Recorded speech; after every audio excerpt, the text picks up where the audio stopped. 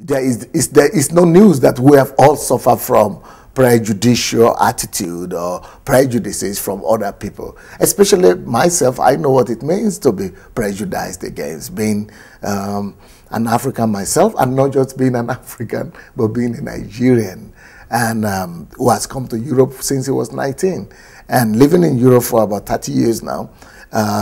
You know, there's no way you will not meet with prejudicial attitudes or prejudices against the fact that you are black in the first place.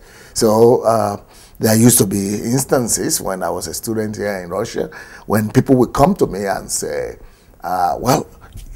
actually kids would come and try to rub off the blackness of my skin because they were prejudiced. They thought you are just dirty. Some people say, do you have cars in Africa? Because they've heard of all the poverty in Africa. Everybody is dying of hunger in Africa. But Africa is a big place, you know.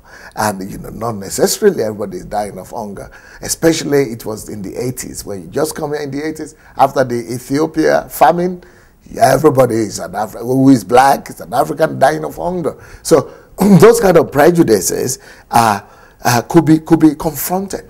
Not confronted by the person being prejudiced against, but we all conceive those kind of prejudices just because of lack of enough accurate information. So that is one other way we could fight prejudices, by making sure we have the right data, we have the right statistics and the right information before we presume that something is so, or a group of people is what we call them to be. Or for example, the same thing, people who are Arabs, I've met, they constantly meet with that kind of prejudices. For example, I've been someone like that who have called Palestinians Arabs, or I've called Palestinians Muslims.